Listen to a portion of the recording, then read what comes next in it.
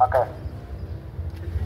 Register aksi serentak aksi nasional yang disampaikan pada tanggal 6 Desember tahun 2024 di 12 kota. Papua masih berada di bawah kekuasaan Belanda yang menjanjikan dekolonisasi setidaknya sampai Indonesia melakukan upaya-upaya pembebasan tanah Papua. Pasca Trikora, Belanda semestinya bertanggung jawab untuk melakukan dekolonisasi, malah menandatangani perjanjian agreement terkait sengketa wilayah West Niguinea, Papua Barat pada tanggal 15 Agustus 1962 dengan tanpa melibatkan rakyat West Papua. Perjanjian tersebut hanya melibatkan 3 pihak, di antaranya Indonesia, Belanda, Amerika sebagai penengah. Meski terang bahwa perjanjian itu berkaitan dengan keberlangsungan hidup rakyat Papua. Perjanjian ini mengatur masa depan wilayah Papua Barat terdiri dari 29 pasal yang mengatur 3 macam hal. Di masa pasal 4 sampai 21 mengatur tentang penentuan hak masing sendiri, self determination yang didasarkan pada praktik nasional, yaitu 1 orang 1 suara, one man one vote.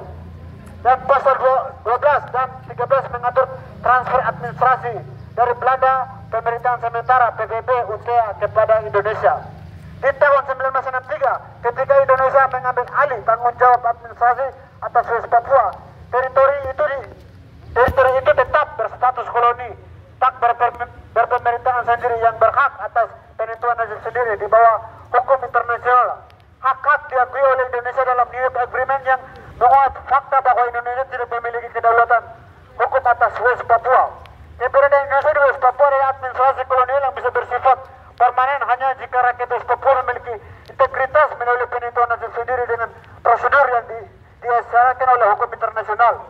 Proses penangkapan, penyiksaan dan pembunuhan sewenang-wenang di atas tanah Papua yang masif dan berkelanjutan serta beberapa kebijakan multinasional yang dilancarkan mulai dari otonomi khusus di atas tanah Papua, kepentingan lain selain investasi milik Amerika Serikat. Pada tahun 2018, pembentukan Satgas Damai Kartens dan Satgas Menengkawi. Di saat itu pula Jokowi mengedepankan pembangunan jalan trans di Papua, namun yang dipekerjakan sebagai tenaga kerja semua hanya TNI, karena pemegang proyek pun sesungguhnya milik TNI. Kemudian TPNPB melakukan penyerangan terhadap tenaga kerja yang berlatar belakang TNI. Sejak itu Dugaman ditetapkan sebagai daerah operasi militer hingga saat ini. Banyak rakyat Papua yang mengungsi di kabupaten tetangga seperti Wamena dan sekitarnya. Kemudian hasil ekspedisi di Intan Jaya, Blok 8 atau Wabu yang memiliki cadangan bahan mentah pada tahun 2018. Jakarta menginap banyak TNI Polri, organik maupun non-organik, sehingga operasi militer terus terjadi dengan dalih pengamanan nasional. Tetapi faktanya menjadi aktor kekerasan dan pelanggaran HAM di Intan Jaya. Banyak masyarakat Intan Jaya mengungsi ke Nabire, Timika, dan beberapa kota lainnya. Satgas Damai Kartens dan Satgas Nemangkawi bertugas sejak 2018 hingga saat ini 2024. Banyak kasus pelanggaran HAM yang dibuat. Rakyat Papua trauma dengan atas kejahatan kemanusiaan serta operasi militer yang masif di Papua. Dalam situasi itu, negara mengirim militer organik dan non-organik ke seluruh tanah Papua yang memiliki potensi sumber daya alam seperti Duga, Intan Jaya, Jauh Timur, Pegunungan Bintang, Maibrat, dan Merauke. Di wilayah yang memiliki potensi sumber daya alam, masyarakat mengungsi ke kabupaten dan distrik terdekat akibat operasi Satgas Damai Kartens dan Nemangkawi.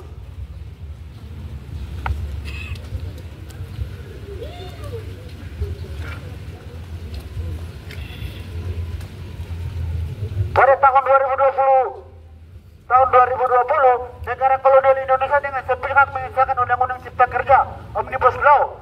Undang-Undang Cipta Kerja menjadi real bagi investasi untuk menetapkan cakar di atas tanah Papua dan Indonesia yang berakibat pada pembabatan hutan berskala deforestasi, perampasan lahan, kehilangan mata pencaharian dan kehilangan keanekaragaman hayati serta perubahan iklim.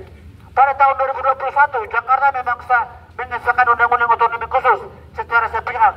Ditambah lagi pada tahun 2022 secara sepihak Jakarta mengesahkan pemekaran atau DOB 5 provinsi dengan praktek-praktek militeristik dan tidak harus dan horor negara menambahkan langgengnya penindasan yang terstruktur dan masif di Papua. Penetapan militer dan operasi militer justru merusak citra demokrasi dan supremasi hukum, berlimpah terhadap ketidakpercayaan terhadap hukum negara ini. Hal itu terbukti dari tahun 2022. Beberapa anggota TNI di Timika memutilasi terhadap 4 masyarakat Duga. Kemudian di tahun yang sama beberapa anggota TNI Polri di Yautue memutilasi 2 ibu pada vagina. Kemudian di Puncak, ibu disiksa dan dimutilasi kepalanya. Pada tahun 2023 di Puncak, 2 pelajar disiksa oleh TNI Polri.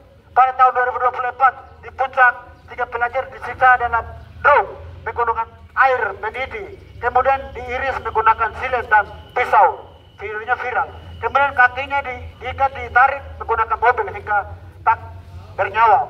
Pada 20 Agustus 2024, Naro Dabla dan Tobias Silak yang sebagai anggota Bawaslu Kabupaten Yaukimo ditembak mati oleh Brimob Satgas Damai Kartens di Pos Sekla. Rentetan pelanggaran HAM yang terjadi dalam 6 tahun terakhir ini, setiap kasus ini proses penyelesaian yang ditawarkan oleh TNI Polri dengan membayar kepala atau impunitas. Namun keluarga korban dari Tobias Silak masih memperjuangkan keadilan atas penembakan terhadap 2 korban.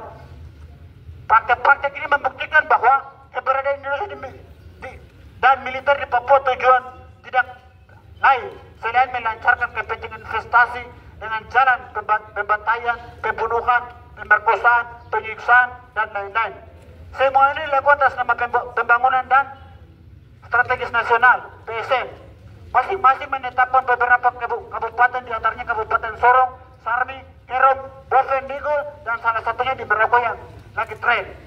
Setelah Prabowo terpilih sebagai presiden, sekitar 2.000 ekskavator atau alat berat diarahkan ke Merauke untuk membabat habis hutan milik masyarakat adat Marin sekitar 2,6 juta hektar. Selain itu, Kodim Yonif 601, Yonif 062, Yonif 063, Yonif 064 dan Yonif 065 direncanakan akan dibangun kemudian sebagai tenaga kerja di proyek 5 PSN adalah militer. Meski status Papua sebagai daerah operasi militer atau DOB telah dicabut pada tahun 1968, kekerasan demi kekerasan tetap terjadi. Warga sipil, aparat keamanan baik TNI maupun Polri serta kelompok TPPB seolah bergerilya menjadi korban hingga sekarang.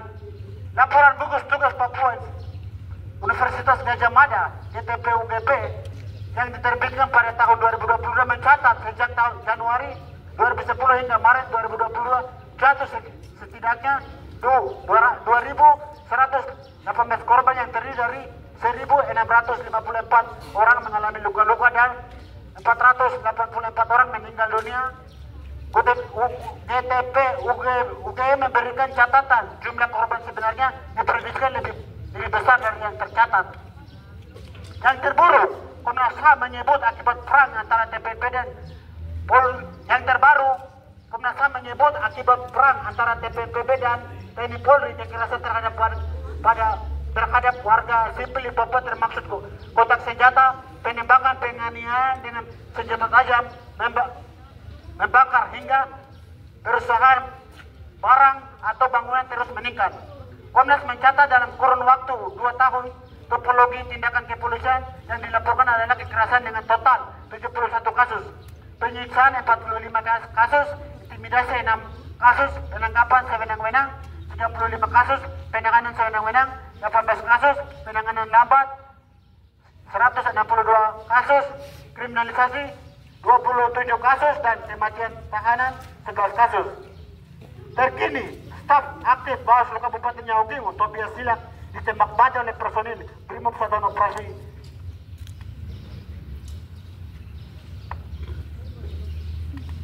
Damai Kartens di Yaukimo, Papua Pegunungan. Almarhum dikatakan baru selesai mengantar ketua Bawaslu pada tanggal 20 bulan 9 2024 siang. Namun malam almarhum ditembak secara mengenaskan. Dengan demikian, kami Front Justice for Tobias Silak atau keadilan untuk Tobias Silak menyatakan sikap dan tuntutan serta menyatakan sikap sebagai berikut. Kita akan baca sama-sama ya. 1. Tangkap, pecat dan adili pelaku penembakan Tobias Silak. 2. Tarik pos-pos Brimob dari seluruh tanah Papua. 3. Ungkap akar intelektual di balik penembakan Tobias Silak. 4.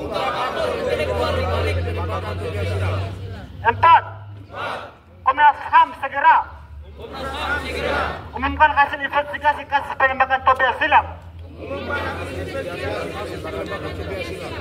5.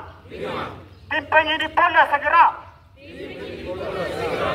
hasil penyidikan melimpahkan kepada jaksa. 6. Kami mengecam segala bentuk upaya yang dilakukan oleh pihak-pihak tertentu untuk menghambat kasus penembakan Tobias Silak. 7. Segera ungkap dan adili pelaku penembakan terhadap Jan Christian Warinosi di Kabupaten Manokwari. 8. Segera ungkap dan adili pelaku pengeboman terhadap kantor Jubi Papua dan kantor LBH Papua.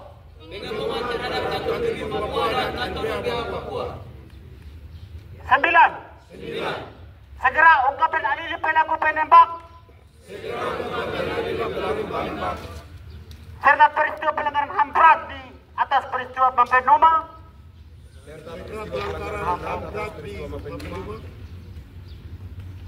Peristiwa biak berdarah,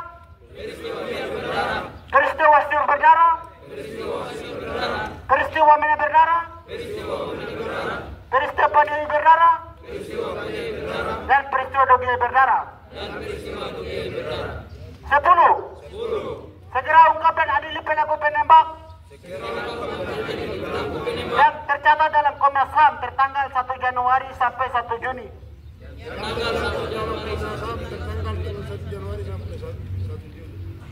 Sekitar 41 peristiwa penembakan. 11. Cabut Kapres HAM dan tarik militer. Organik serta non-organik di seluruh tanah Papua. 12.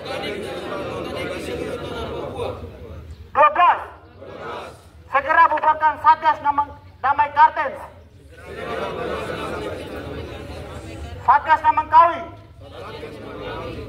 Satgas Abema, Satgas Bimnas Noken,